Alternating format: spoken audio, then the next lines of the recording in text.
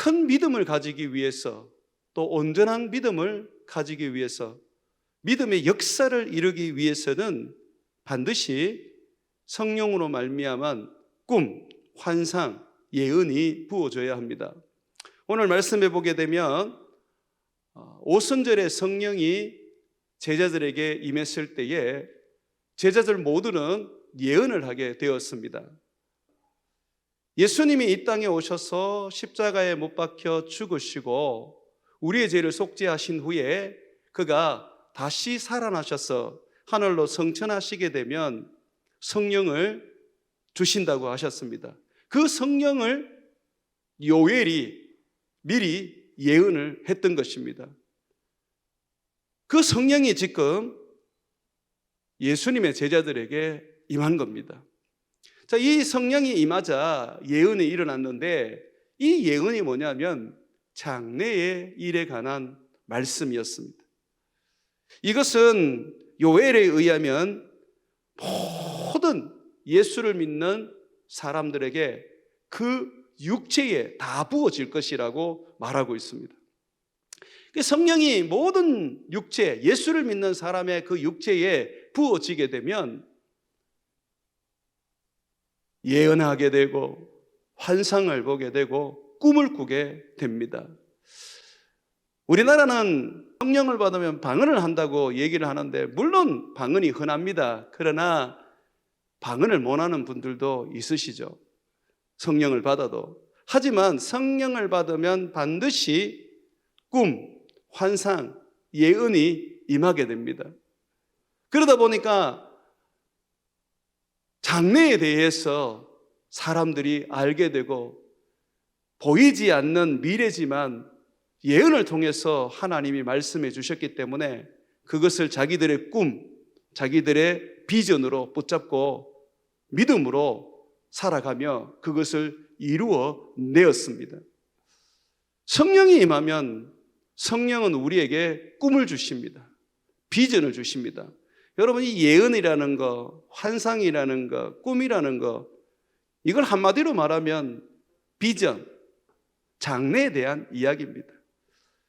성령님은 장래에 대하여 우리에게 말씀해 주시는 비전의 영이십니다. 성령님은 예수를 믿는 사람이라면 어린아이에게나 또는 청년들에게나 또는 노인들에게, 심지어는 희망이 없다고 생각할 수 있는 종된 사람들에게까지 예수를 믿기만 하면 그들에게 다 꿈을 주시고 그들에게 비전을 주셔서 장래를 소망하고 그 꿈을 붙잡고 세상을 살아가게 만듭니다. 믿음이 믿음으로서의 능력을 발휘하지 못하고 더 큰 믿음으로 나가지 못하는 요인 중에 가장 큰 것이 꿈이 없다는 겁니다. 비전이 없다는 거예요. 늘 믿음을 어디에만 사용하느냐 하면 고난받고 핍박받고 힘들고 괴롭고 아픈 데에서 견디는 능력으로만 사용하는 거죠. 그런데 믿음은 모든 것을 가능케 하는 하나님의 권능입니다. 그래서 힘들고 어렵고 괴로운 일들에만 믿음이 사용되는 것이 아니라 이 믿음은 우리로 하여금 미래를 열어가게 만들고 보이지 않은 것을 보는 것처럼 보면서 세상을 바꾸어 나가는 인생을 살게 만듭니다. 우리가 병이 들고 또는 사업에 어려움을 겪게 되고 또는 여러 가지 어떤 삶 속에서 앞이 깜깜해서 뭘 해야 될지 모를 때에 성령으로 말미암아서 꿈을 꾸고 환상을 보고 예언을 하게 되면 장래에 대하여 알게 됩니다. 그러면 그 모든 것을 다 극복해내고 깜깜한 미래도 마치 훤히 보이는 것처럼 걸어갈 수가 있고 뭘 해야 될지 모를 때 이걸 하면 되는구나 라고 판단이 서게 되는 것이죠.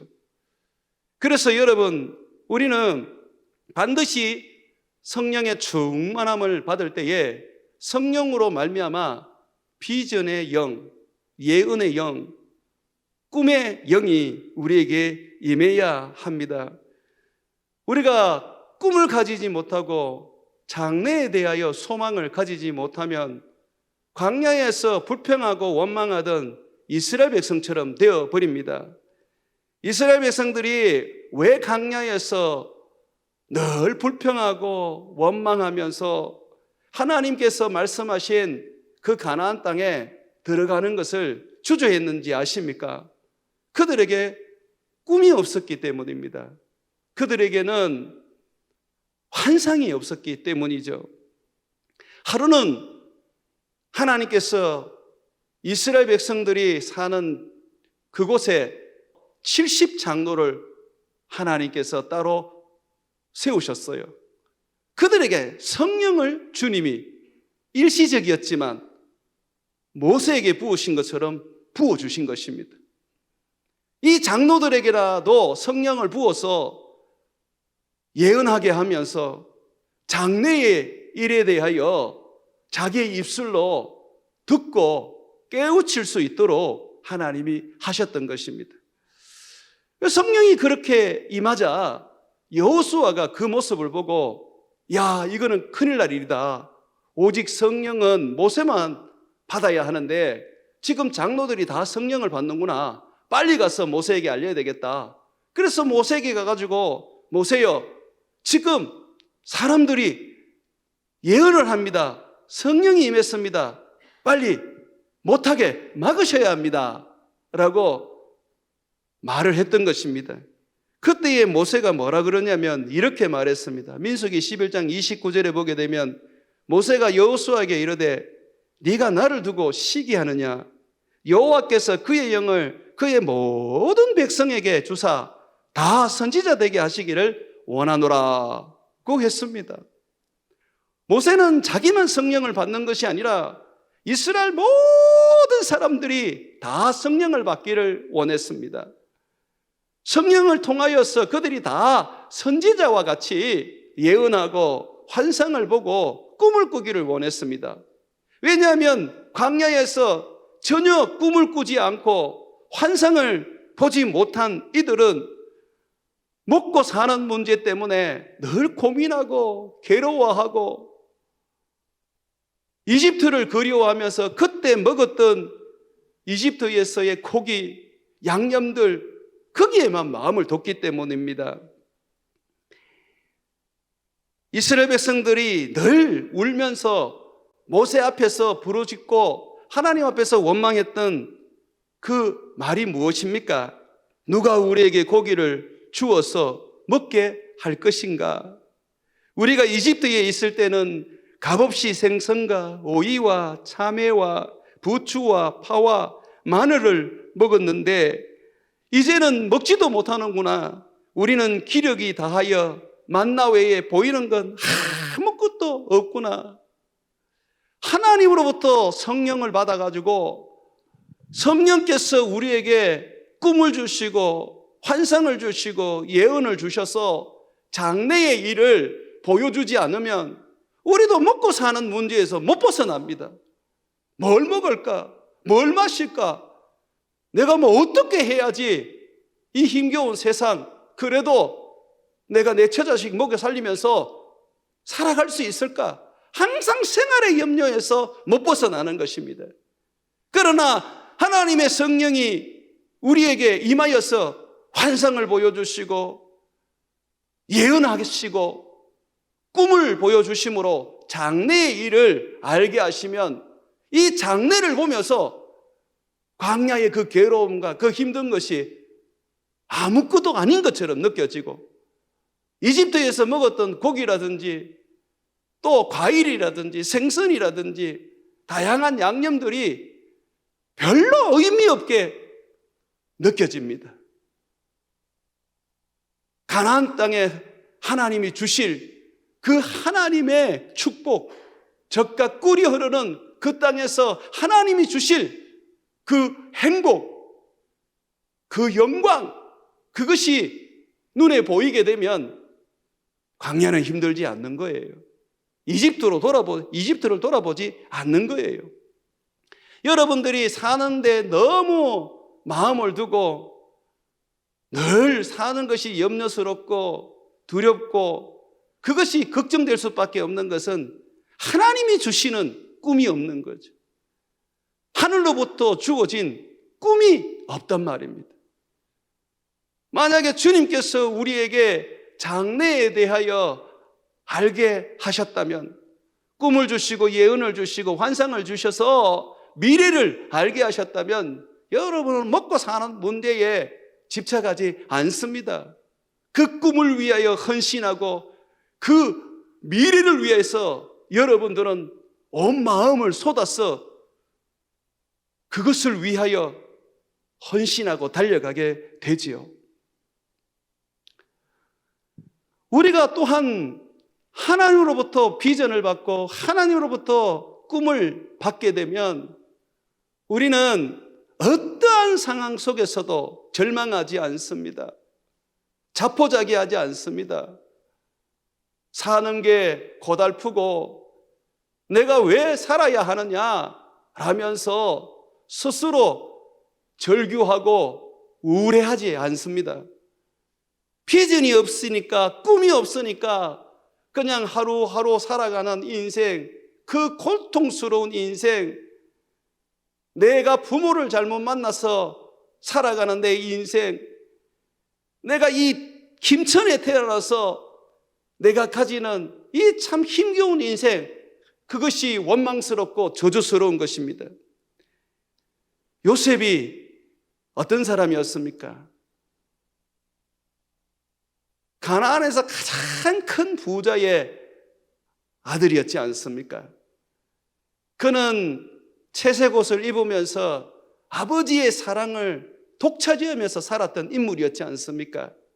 그런데 형들에게 미움을 받아서 이집트의 노예로 인신매매되어 팔려갔습니다. 하루아침에 부잣집 왕자가 한 번도 가보지 못한 남의 나라의 종이 되었습니다. 얼마나 절망스럽고 얼마나 고통스럽고 얼마나 두려웠겠습니까? 그러나 이 요셉은 종이 되었는데도 불구하고 전혀 자기 인생에 자포자기하지 않고 도리어 성실하게 살았습니다. 그래서 종으로 있다가 너무 성실하고 그 성실한 그에게 하나님이 함께하니까 주인이 이 요셉을 가정의 총무로 삼았습니다. 가정의 총무로 일을 하다가 여주인의 음해를 받고 감옥에 갇혔는데 거기서도 불평하지 않고 원망하지 않고 열심히 사니까 그 감옥에서도 간수장이 모든 일들을 맡기면서 그를 대신해서 일할 수 있는 그런 자리를 주었지 않습니까? 또 거기에서도 열심히 제수들을 섬기고 자기에게 주어진 삶에 긍정적으로 살아가니까 나중에는 바로 왕에 의해서 이스라엘의 총리가 되어 이 이집트의 총리가 되어서 다가올 큰 재난, 재앙, 7년 흉년을 능히 이기게 하고 이집트와 인근의 나라까지 다 먹여 살렸지 않습니까? 어떻게 이 요셉은 이토록 그 어려운 상황 속에서 형들에게 인신매매되어서 절망적인 상황이 된 그런 상황 속에서도 전혀 흔들리지 아니하고 성실하고 믿음 생활을 굳건하게 지키며 살아갈 수 있었을까요? 요셉이 형들을 만났을 때 요셉이 하는 말입니다. 우리는 이 말에서 요셉이 어떻게 그렇게 살았는지 그 원인을 볼 수 있습니다. 창세기 45장 7절과 8절에 보게 되면 하나님이 큰 구원으로 당신들의 생명을 보존하고 당신들의 후손 이스라엘을 세상에 두시려고 나를 당신들보다 먼저 이집트로 보내셨나니 그런즉 나를 이리로 보낸 이는 당신들이 아니요 하나님이시라. 하나님이 나로 바로에게 아버지로 삼으시고 그 온 집의 주로 삼으시며 애굽 온 땅의 통치자로 삼으셨나이다 라고 했습니다. 요셉은 꿈을 가지고 있었습니다. 비전을 가지고 있었습니다. 무슨 꿈을 가지고 무슨 비전을 가지고 있었습니까? 아브라함의 자손, 이삭의 자손, 야곱의 그 자손들 이스라엘을 7년 대흉년 속에 아무것도 해로움을 당하지 않고 그들이 살아남아서 그 후손들이 대대로 이어져서 나중에 하나님의 아들 예수 그리스도가 이 땅에 와서 온 세상을 구원할 꿈을 가졌던 것입니다. 하나님께서 당신들의 생명을 보존하고 당신들의 후손을 세상에 두시려고 흉년 가운데 끊어져 없어지는 게 아니라 보존시키시고 보호하시려고 나를 먼저 당신들의 손을 통하여 이 이집트로 보내었습니다 라고 했습니다.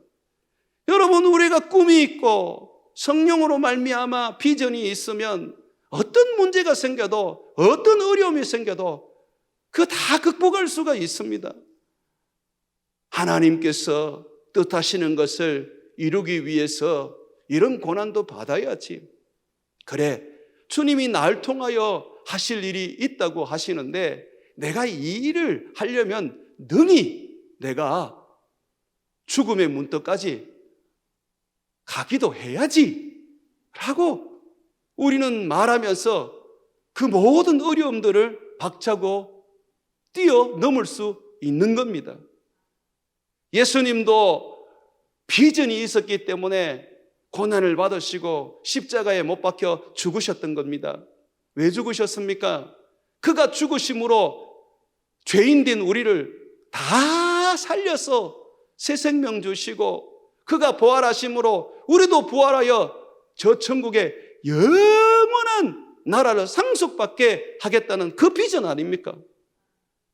그러니 우리가 믿음이 있노라 하고 그 믿음을 가지고 그냥 지금의 삶을 버티기만 하고 지금의 어려움을 견디기만 해서는 안 됩니다.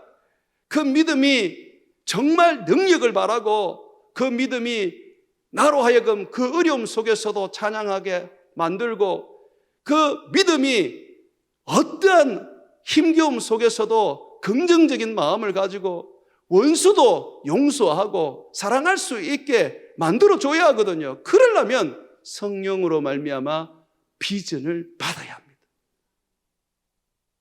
여러분들은 성령을 받을 때 방언만 받으셨습니까? 아니면 장래일에 관한 하나님의 은사, 꿈과 환상과 예언을 받으셨습니까?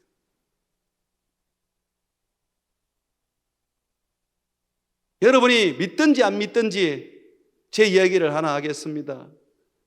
저는 20살 때부터 장가를 가려고 기도를 얼마나 많이 했는지 모릅니다.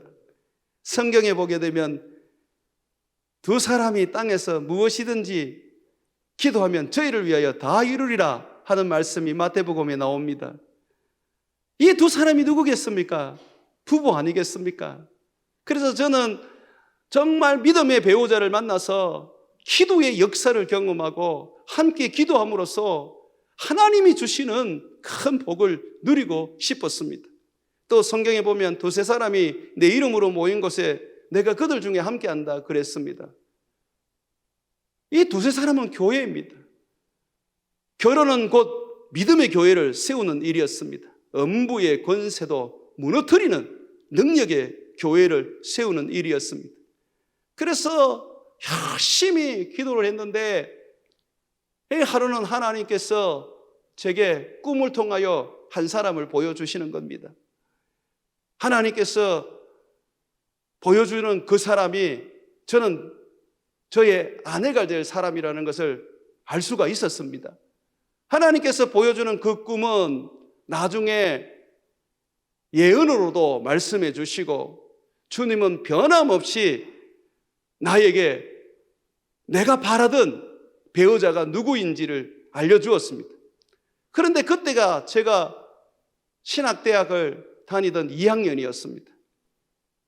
그리고 하나님이 보여준 사람은 대학을 졸업하고 공무원으로 일을 하던 사람이었습니다. 저는 그냥 하나님의 그 말씀만 붙잡고 그 자매를 제대로 알지도 못하면서도 그냥 만나자고 얘기를 한 후에 레스토랑에서 만나서 제가 첫마디로 이렇게 얘기를 했습니다. 자매님, 하나님이 결혼하라고 하십니다. 그랬더니 지금의 우리 아내가 저를 보더니 웃으면서 하나님이 서로 다른 것 같아요. 그러면 그 가든 말든 간에 내가 받은 그 비전 붙잡고 저는 끊임없이 기도하며 달려갔습니다. 그랬더니 얼마 지나지 않아서 결국 하나님이 그 사람하고 결혼하게 하고 그 사람을 통해서 교회를 세우고 부모님 다 전도하고 동생들, 형도 예수 믿고 목사 되게 하고 하나님이 약속한 그 교회의 능력이 나타나게 하셨습니다. 여러분, 아무리 제가 미천하고 돈도 없고 인물도 없고 공부 언제 해서 목사 될지 기약이 없는 사람이지만 하나님의 그 비전을 성령을 통하여 받았을 때 그거 믿음으로 붙잡고 달려갔더니 하나님은 나를 그 약속대로 그대로 되게 해 주셨습니다. 그래서 그때에 아무리 우리 아내가 밀어내도 우리 장모님 머리 묶어서 그냥 들어 누우시면서 호적 팔아 그렇게 할 정도로 말리셔도 아무런 그게 문제가 되지 않았습니다. 왜냐하면 하나님이 약속하신 거, 하나님이 비전으로 주신 거, 하나님이 꿈으로 주신 거는 반드시 이루시는 일이기 때문입니다. 만약에 내가 믿지 않았고 다른 사람한테 내가 그냥 결혼했다면 지금의 내가 없는 거죠. 예. 우리가 하나님께 비전을 받고 하나님께 예언을 받고 꿈을 받으면 믿고 붙잡고 가면 되는 겁니다. 그것이 큰 믿음이고 기적과 이적을 일으키는 믿음이 되는 거예요. 사랑하는 여러분, 우리는 아무것도 없어도 상관없습니다. 몸이 연약해도 상관이 없습니다. 우리는 사람들에게 멸시와 조롱을 받아도 상관없습니다. 주님이 우리에게 꿈을 주시고 주님이 우리에게 비전만 주신다면 우리가 그거 붙잡고 믿음으로 살아가기만 하면 반드시 하나님은 우리를 높여주시고 그의 주신 꿈대로 하나님은 이루어 주십니다. 우리 주님은요, 사람을 만날 때 가장 먼저 그 사람에게 비전을 던져주십니다. 안드레가 예수님을 만나고 자기 형제 베드로를 전도해서 예수님께 탁 데리고 왔습니다. 그랬더니 예수님이 이 베드로를 보자마자 하신 말씀이 뭐냐면 너는 게바다. 당시에 이 베드로의 이름은 시몬이었습니다. 흔한 이름 시몬이었는데 주님이 너는 게바다. 다른 말로 하면 베드로다 라고 하신 거예요. 이게 뭐냐면 반석이에요, 반석. 나중에 예수님께서 그 이름을 지은 이유를 얘기해 줍니다. 내가 이 반석 위에 내 교회를 세울 것이다. 너는 지금은 아무것도 아니고 너는 지금은 바람이 불면 일로 날아갔다가 저로 날아갔다가 그냥 그런 헛죽대기 같은 모습이지만 너는 반드시 반석이 되어서 그 위에 내 교회를 내가 세울 것이다 라고 하셨던 것입니다. 정말로 이 베드로는 나중에 예수님이 하늘로 승천하신 후에 예루살렘 교회를 세우는 설립자가 되었습니다.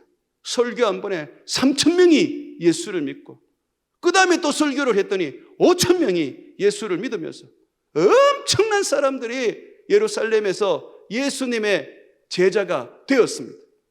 주님은 약속한 대로 이루시는 것입니다. 사랑하는 여러분, 주님을 만났을 때 주님이 여러분들에게는 어떤 비전을 주시던가요? 주님이 여러분에게 무슨 비전을 주시던가요? 주님은 바울을 처음 만났을 때도 주님께서는 아나니아를 통해서 비전을 주셨습니다. 바울을 처음 만났을 때는 바울은 예수님을 대적하고 예수 믿는 사람을 잡아서 감옥에 집어넣던, 예수 믿는 사람들을 반대하던 무서운 핍박자였습니다. 그런데도 불구하고 주님은 다메섹에서 그를 만나시고 그의 눈을 어둡게 하신 후에 나중에 아나니아를 통해서 그 눈을 뜨게 하면서 비전을 던져줍니다. 뭐라고 던져주었습니까? 너는 임금들 앞에서도 복음을 전해야 되고 이방인들 앞에서도 복음을 전하고 너는 너희 민족 앞에서도 복음을 전해야 한다. 너는 이 복음 때문에 많은 고난을 받게 될 것이다.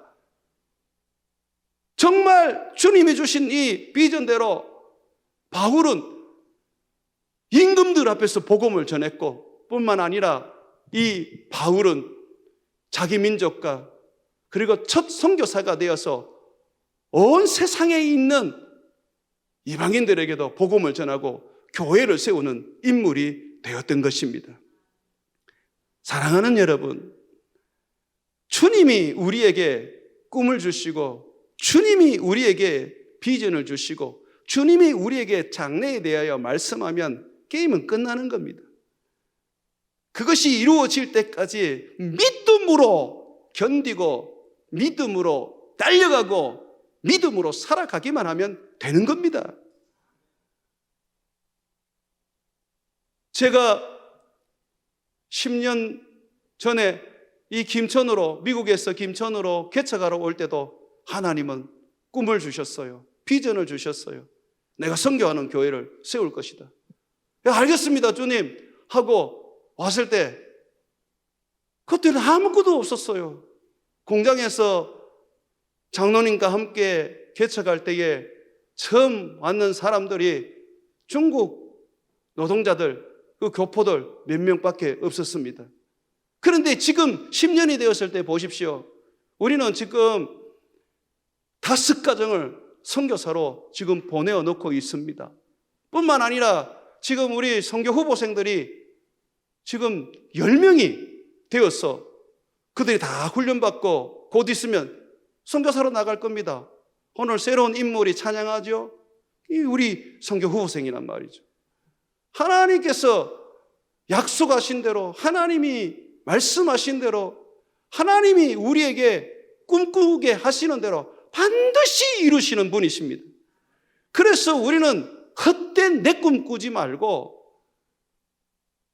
쓰잘데기 없는 사람들이 꾸는 세상 꿈 꾸지 말고 성령이 주시는 성령의 약속된 환상, 성령이 말씀하시는 예언, 성령께서 우리에게 주시는 꿈을 통하여 장래에 대하여 알아야 하는 것입니다. 장래의 말씀만 딱 하나 받아서 붙잡으면 걱정이 없습니다. 내 몸이 병들어도 주님이 나를 쓰실 것이기 때문에 우리는 그 병이 언젠가는 낫는다는 그 믿음에서 흔들리지 않습니다. 건강한 믿음, 흔들리지 않는 믿음, 무엇이든지 주저앉지 않고 돌파해 나갈 수 있는 믿음, 그것은 꿈이 있어야 합니다. 여러분들이 나이가 들면서 자꾸 꿈이 없어져요. 꿈이 자꾸 없어지니까 여러분들이 자꾸 힘겨워지고 괴로워지고 교회 와서 예배를 들어도 그 순간에만 은혜를 받지 돌았으면 그냥 마음이 냉랭해진단 말이죠. 믿음이 없는 것도 아닌데 왜 그렇습니까? 장래의 일에 대한 꿈, 환상, 예언이 없는 겁니다. 여러분, 바울은 얼마나 고생을 했는 줄 압니까? 바울은 너무 많은 핍박과 환난을 당했던 사람입니다. 제가 만약에 바울과 같은 환난을 당했다면, 고난을 당했다면 저는 못 살고 죽었을 겁니다. 그런데 바울은 그렇지 않았습니다. 바울은 자기가 받은 환난을 이렇게 말합니다. 고린도후서 11장 23절과 27절입니다. 내가 수고를 넘치도록 하고 옥에 갇히기도 더 많이 하고 매도 수없이 맞고 여러 번 죽을 뻔하였으니 유대인에게 40에 하나 감한매를 5번 맞았으며 3번 태장으로 맞고 1번 돌로 맞고 3번 파선하고 1주야를 깊은 바다에서 지냈으며 여러 번 여행하면서 강의 위험과 강도의 위험과 동족의 위험과 이방인의 위험과 시내의 위험과 광야의 위험과 바다의 위험과 거짓 형제들의 위험을 당하고 또 수고하고 애쓰고 여러 번 자지 못하고 줄이며 목마르고 여러 번 굶고 춥고 헐벗었노라고 말합니다. 이 사람은 고난의 왕입니다. 제가 볼 때는 어떻게 이렇게 무지막지한 고통과 괴로움을 당했는데도 불구하고 그는 이 선교를 놓지 않으려고 죽도록 헌신하며 선교사로 살 수 있었을까? 하나님이 그에게 주셨던 비전 때문입니다. 너는 이방인들에게도 복음을 전하고 유대인들에게도 복음을 전하고 왕들에게도 복음을 전해야 된다. 너는 이사야가 말한 이방의 빛이다 라고 주님이 비전을 던져줬을 때에 이 바울은 그거 하나 딱 붙잡고 그냥 어떤 어려움들이라도 그냥 당당하게 싸우면서 이겼던 것입니다. 얼마나 힘들었는지 바울은 이렇게 말합니다. 힘에 겹도록 심한 고난을 당하여서 살 소망까지 끊어지고 우리는 우리 자신이 사형 선고를 받았는 줄 알았다라고 말합니다. 그럼에도 불구하고 이 바울은 나는 더더욱 우리 주님을 의지하고 죽은 자 가운데서 살리시는 하나님만 내가 바라보았다라고 말합니다. 어떻게 그렇게 할 수 있습니까? 예수를 바라본 믿음도 되지만 그에게는 비전이 있었다는 것입니다. 사랑하는 여러분, 주님은 위험할 때마다 어려울 때마다 항상 바울에게 나타나셔서 꿈을 주시고 비전을 주셨습니다. 하루는 로마로 가는 길에 유라굴라 광풍을 만나가지고 배가 파손되고 사람들이 다 죽게 되었습니다. 그때에 천사를 보내어서 주님이 바울에게 이렇게 말합니다. 바울아, 걱정하지 마라. 이 배는 파손되더라도 이 배에 있는 사람들은 다 살 것이다.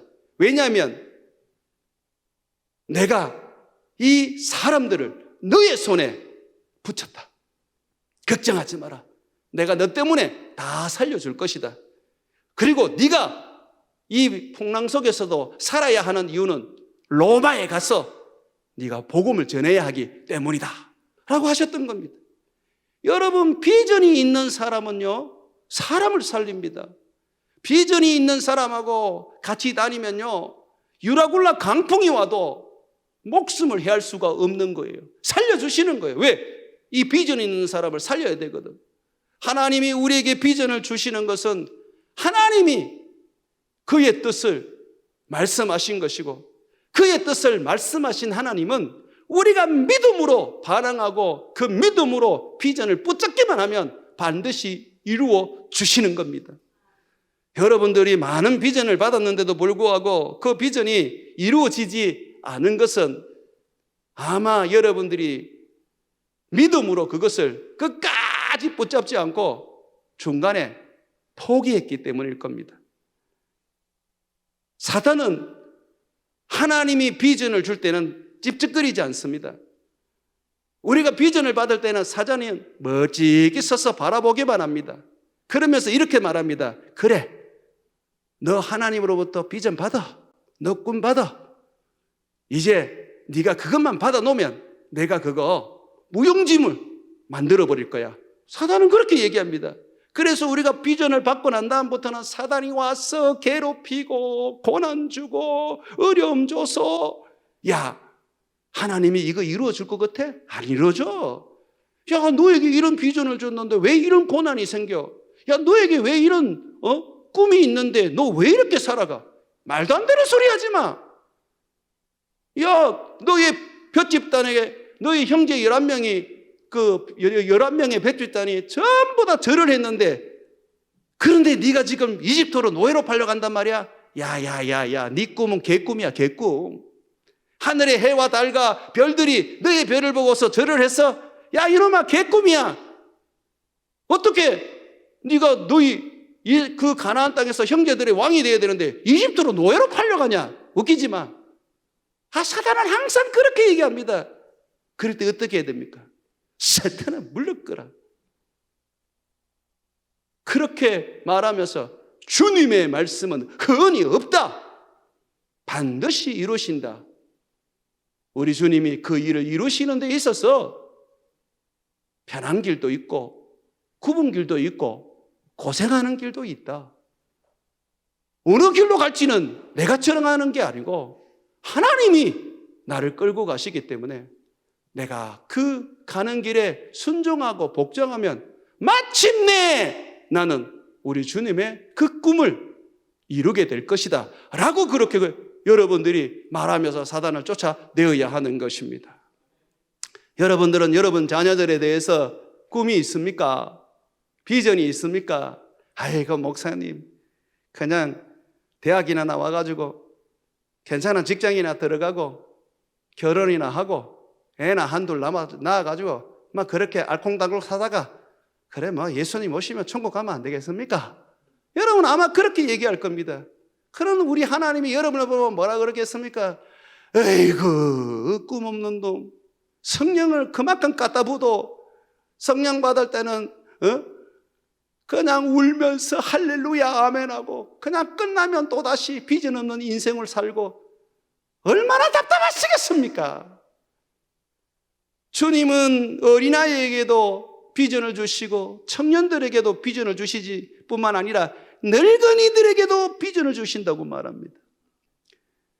여러분, 죽음을 앞둔 사람에게도 하나님이 꿈을 주십니다. 어떤 꿈을 줍니까? 바울은 보니까 천국에 대한 꿈을 꾸었습니다. 베드로에게도 주님이 젊었을 때는 네가 원하는 대로 다녔지만은 네가 늙어서는 네가 원치 않는 곳에 사람들이 너를 끌고 갈 것이다. 어떻게 죽을지 얘기를 하는 거예요. 죽음에 대한 얘기를 하셨어요. 주님 그 얘기 왜 하십니까? 네가 그때 되면 네가 천국에 들어올 것이다. 우리는 죽어도 죽는 게 아닙니다. 저희 아버지가 예수님을 좀 늦게 믿다 보니까 신앙이 별로 없었어요. 그래서 제 동생이 매주마다 가서 천국에 대한 설교를 해드렸는데 어느 날부터 아버지가 제게 전화를 하면서 그러는 거예요. 야야, 내가 꿈이 하나 생겼다. 천국에 대한 꿈이 생겼다. 설교를 들을 때는 세상에 그런 곳이 있겠나 싶을 정도로 너무 황홀하더라. 나 그 꼭 한번 가고 싶다. 내가 미국은 못 가봤지만 내가 천국은 가고 싶다. 아버지, 어떤 일이 있어도 예수를 믿는 믿음을 버리지 말고 끝까지 붙잡고 사십시오. 그러면 반드시 아버지 꿈대로 천국 가실 겁니다. 가야지. 천국은 우리의 꿈입니다. 여러분 믿으십니까? 주님은 이토록 우리에게 꿈을 주시기를 원합니다. 오늘 이 밤에 여러분들이 성령, 비전의 영을 통하여서 다시 꿈을 꾸고 환상을 보며 미래에 대하여 예언하며 장래의 일을 깨닫고 보기를 소망합니다.